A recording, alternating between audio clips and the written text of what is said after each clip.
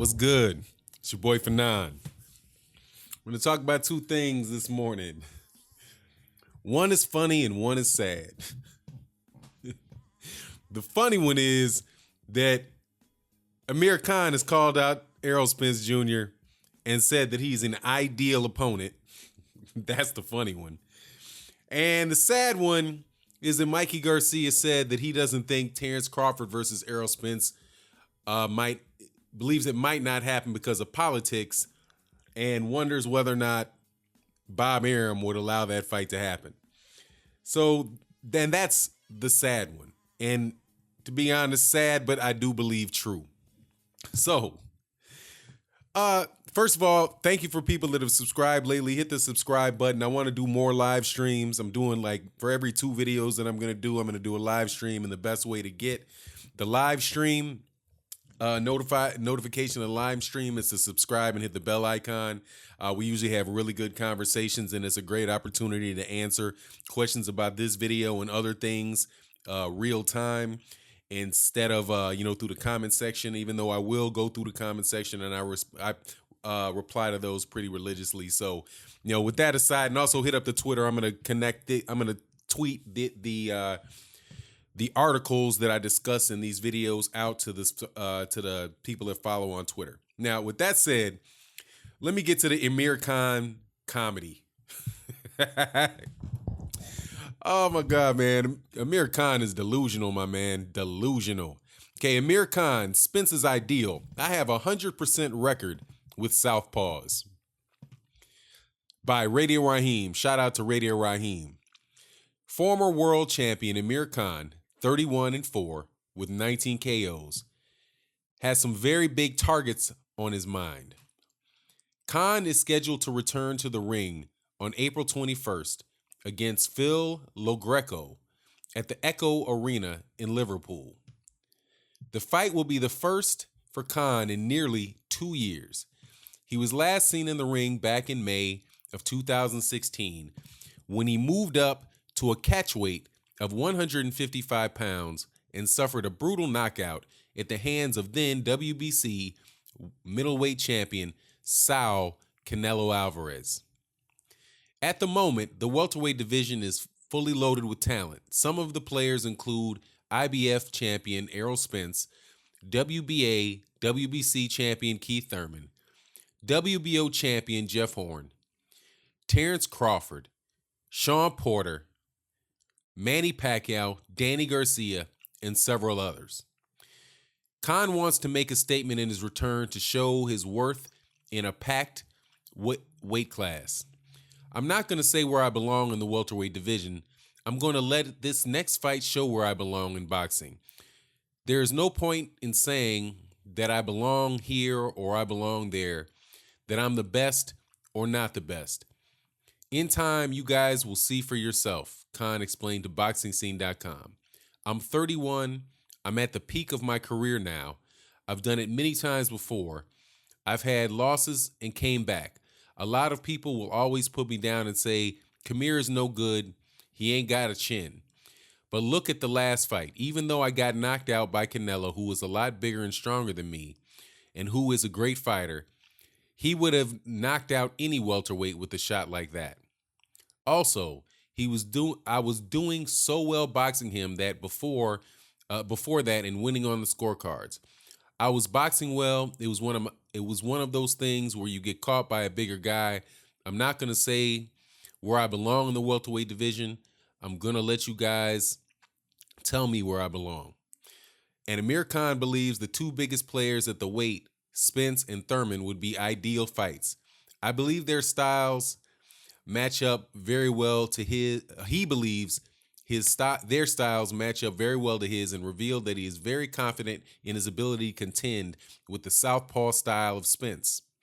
I think Thurman beats Spence, but I would love to fight Thurman myself because Thurman, with the style he's got would be an ideal fight for me.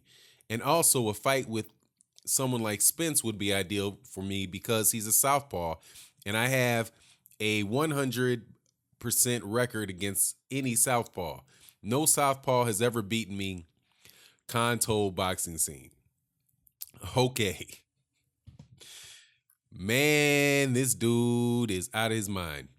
Okay, first of all, he says, I'm going to let you. I'm not going to say Amir Khan is no good. I do think he's good, but I'm going to say he doesn't have a chin. Because as you see in this picture, I only put one picture on the screen where he's getting knocked out by Canelo Alvarez. He also got knocked out by Danny Garcia, who is not a bigger guy. And Amir Khan's, the two times that I can remember Amir Khan fighting southpaws was against Zab Judah and Paul McCloskey. And I had to look up the fight on Paul McCloskey. I just watched it before I did it because I was looking like, okay, let me see what this. That was a super lightweight. That's 140 pounds. Amir Khan is pretty much Amir Khan is started his career very well at lightweight when he's fighting guys that were smaller than him. And he had a tremendous length advantage. He's a good boxer for certain. But truth be told, the dude has no chin. And getting in the ring with Errol Spence Jr. would be 5-6 rounds tops. I don't understand Amir Khan. I don't understand him. There's a guy right there, Kell Brook. Fight Kell Brook. Stay over there in the UK before you come over to the United States and something really goes wrong, man. He cannot compete with the top guys at welterweight because he has a glass jaw. And I find it really interesting when people say these type of things. Like, I was listening to another live stream, a very good channel, enjoy it a great amount. And there was a question that went back and forth about whether or not Gennady Golovkin looked sloppy against Kell Brook. And it was a discussion where somebody was saying, I think it was about whether or not Canelo Alvarez would beat Gennady Golovkin. And so the conversation went on about whether or not Gennady Golovkin looked sloppy. And the commentator was making the argument, and people were in the comment section debating him about whether or not that was true. And when I listened to that conversation, I thought to myself, yeah, he probably did look sloppy. He did look sloppy against Kell Brook. But it also looked to me like it was a fight against me and my son. I'm not going to dance, or if I'm in a fight with a guy that has no ability whatsoever to take my power and can't hurt me with anything, why in the world would why would I even bother being sharp and crisp? You just walk in there, you walk the guy down, and you knock him out. That's exactly what I saw happen with Gennady Golovkin and Kell Brook. I know that people said that Kell Brook was winning some rounds. He was winning rounds. It was looking good. He was hitting Gennady Golovkin with uppercuts. And at the same time, Gennady Golovkin was walking right at him like, as soon as I lay my hands on you, dude, you're going to sleep. Because you can't punch. And I can tell that you can't take this punch. And that's what he did. And he walked Kell Brook down. He broke Kell Brook's eye socket, and he put him out of there. And yeah, same thing goes for heavyweight, man. I hear people talk about how Deontay Wilder looked funny against Spilka, was having difficulties with Spilka until he gave him a concussion, right? It don't matter. The dude knocked him out. He couldn't take the punch. Same thing goes for Gerald. Same thing went for Gerald Washington, Deontay Wilder. Same thing went for Canelo Alvarez versus Amir Khan. You'd think that I know you don't think of the person to listen to, but it would be ridiculous to think that Canelo Alvarez did not watch the Danny Garcia, that he did not watch the Danny Garcia Amir Khan fight. I'm quite sure he was sitting in his house and said, woo, when that dude got sparked just like the pictures you say against Danny Garcia. It's like, man, come on, dude. No way in the world. You think? I mean, do you think he missed the Breedis Prescott fight?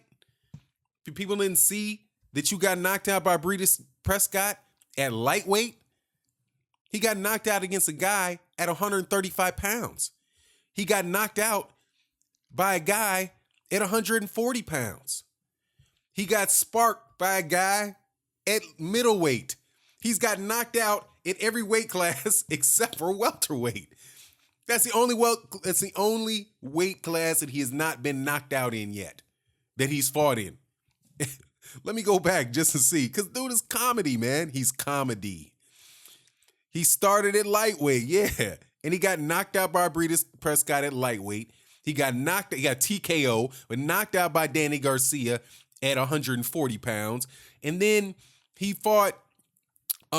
He managed to make it the distance against Chris Algieri, who can't punch, Devin Alexander, who really can't punch, Luis Colazo's a journeyman, Julio Diaz and Carlos Molina. Those aren't big bang. Those dudes ain't banging. But hey, he made it through the fight. Congratulations.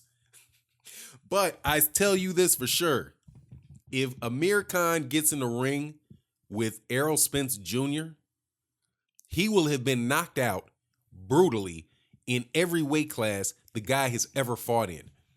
Which is why I'm saying, don't push the envelope, man. I know, and truth be told, I know he can't be serious. I mean, really, he can't be serious because he knows this. I think Virgil Hunter is going to be in the corner with this guy when against DeGreco. And we'll see if he don't get knocked out against DeGreco. Is it Low Greco? Low Greco. We'll see if he makes it out of this fight with Low Greco and don't get knocked out. We'll see if Virgil Hunter really is going to say, yeah, all right, Amir, this is a smart decision. Let's get in there with Errol Spence Jr. because you've never lost to a southpaw. Okay, let me tell you, there's another southpaw at heavyweight. You lose to Luis Ortiz. But you're going to lose to Errol Spence Jr. dang near just as bad as you would against Luis Ortiz. Because Luis Ortiz will just hit you and knock you out, and you could be done. But Errol Spence Jr. is going to punish that dude, man. Punish him. So, it just makes me say that, Amir Khan is without a doubt a guy with a lot of heart. And, well, he's got a lot of heart. But he ain't got a lot of chin, and if he gets in there with Errol Spence Jr., it's just going to be an absolute ridiculous beatdown, man. So I'm not even interested in that. I thought it was comedy, man. Errol Spence trying to call out or say that he wants to get in there with Errol Spence Jr. is ridiculous.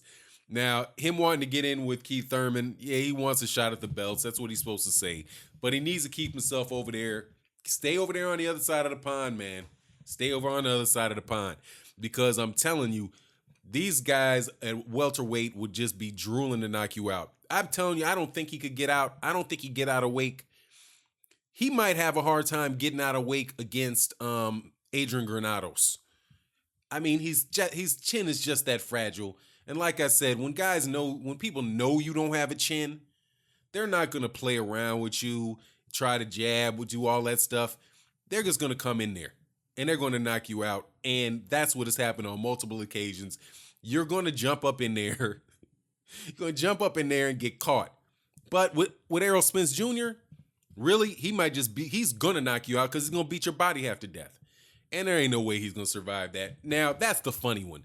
As far as this whole thing that Mikey Garcia said about fights that are serious, that I'd actually like to see, I think I did a live stream the other day where we talked about whether or not Terrence Crawford versus Errol Spence Jr. was one of the biggest fights in boxing that could be made. And I think that it is. I think there's a gigantic groundswell of support for Errol Spence rising, and Terrence Crawford. Terrence Crawford is, in my mind, just one of those very, very special fighters.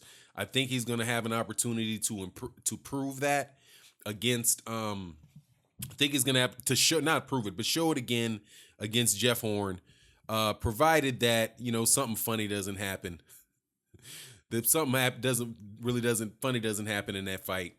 And it could, because, Jeff Horn, I think, is a legitimate dude. And a legitimate fighter. He's going to be, I think he's going to, should be a test for Terrence Crawford. And the only way that he's going to be able to, but the only way I think that he's going to be able to get out of there against Terrence Crawford is if he just really takes all the boxing. And if he tries to sit there and play with them and box with them and be cute, he's going to get beat up. He's just going to get sharp. He's just going to get stuck continuously, and the fight's going to go to a decision. I think ultimately this guy's going to open up, and the fights are going to get stopped on cuts. There was actually a good article also that came out, and I'll tweet this out to people that want to see it. I'm sometimes I just forget to put it in the description box, but I'm just I'll tweet it out. This is what Lewis, who's a trainer in Australia, and it's Johnny Lewis, the man that is widely regarded as the greatest boxing trainer in the history of Australia. Hall of Famer Johnny Lewis is urging WBO welterweight champion Jeff Horn to have a mindset of a challenger and attack Terrence Crawford early. Jeff can't sit back and look for opportunities because Crawford is a sharpshooter and he'll pick him off, Lewis said to the Courier Mail. I'm not going to say that Crawford is the best fighter in the world, but he's certainly one of them, along with the Ukrainian kid. He's very fast, has good balance, and he can hurt you with either hand. But I've seen some great fighters brought down a peg in recent times, such as Gennady Golovkin, and this is Jeff Horn's chance to expose flaws in Crawford's makeup. Jeff is a tremendous pressure fighter, and he can whack, but he has to fight like a hungry challenger from the opening bell to stop this bloke. Lewis, who took fighters like Jeff Finich and Costa Tszyu to world titles, is very curious to find out if Crawford has the chin to take Horn's punches. Crawford started his career at lightweight, where he captured his first world title, and last year he unified the entire junior welterweight division when he unified the WBC, WBO, IBF, WBA titles with the knockout of Julius Ndungo. But we don't know what's going to happen if Jeff lands a big punch on Crawford's chin, Lewis said. Crawford can dish it out, but we do not know how well he can take it. What we do know is that Jeff is tough as iron, and he will fight until there's absolutely nothing left in the tank. Now, that's pretty much what I think, and I think that is an excellent synopsis of what Jeff Horn needs to do to beat Terrence Crawford. That said, I don't think that it's going to be very tough on him doing it, because if he keeps rushing it, I mean, we'll see. We'll see. We'll see. The point of this isn't necessarily whether I think Jeff Horn can beat Terrence Crawford. I don't think that he's going to be able to do that. However, a lot of people didn't think Jeff Horn could beat Manny Pacquiao, and he wound up beating Manny Pacquiao. But assuming that Terrence Crawford can get out of this fight, then Terrence Crawford has the WBO title. And to Mikey Garcia's point about whether or not you're not thinking that Top Rank is going to make that fight against Errol Spence Jr., I think that he's right, because it's not an in-house fight, and it's something that Terrence Crawford could very well lose. Terrence Crawford against Jeff Horn, in my mind, is an 80-20 fight. 80 for Jeff Horn, 80 for Errol Spence, 20 towards Jeff Horn. And I'm giving him the 20 because dude's a middleweight, right? Fighting a guy that probably is, a welterweight. We'll see if he's a welterweight. So there's a tremendous size advantage there. But the boxing advantage for Terrence Crawford is very significant. So I suspect that he's going to get out of there. Now, where does that leave Terrence Crawford as far as fights that he can get at welterweight? If Bob Arum is acting like with Terrence Crawford like he's acting with Vasily Lomachenko and making bunk offers, right? Like the one that he did that Bob Arum made to Golden Boy Promotions, saying that the only time I can fight is on May 12th, right? That's the date we want the fight with Lomachenko and Linares. If he said that, knowing perfectly well that he can't make a fight on that date, then, that shows you once again, and I could point to, example after example after example, even Manny Pacquiao versus Floyd Mayweather. There's all kind of issues trying to be, issues about whether it was Floyd that was not trying to let the fight happen or if it was Manny not trying to make the fight happen. But at the end of the day, you see that what happened was that Mayweather walked over at a basketball game and walked over to Manny Pacquiao and said, "I want the fight." And when the negotiation was going on for that fight, the rumors that I've heard were that Bob Arum was upset about it the whole way through because he didn't have any control over it. And I think that is exactly what I think Bob Arum is, especially at like almost 90 years old. He's not trying to hear anything from anybody, and he's not going to change. So I'm a big advocate of Terrence Crawford getting out of there in order for the Errol Spence fights to happen, for the Keith Thurman's fights to happen, for all those things to go on. That's what I'm hoping for. But it is what it is. And but Amir Khan is out his mind, and it ain't happening. That's, like I said, this is about something funny and something sad. The funny thing is that Amir Khan ain't going to try to get in the ring with Errol Spence, and if he did, it'd be lights out in a horrific way. And it's sad that Mikey Garcia probably is right, that Bob Arum would stand in the way of one of the best fights in boxing today. And with that, I'm out. Peace.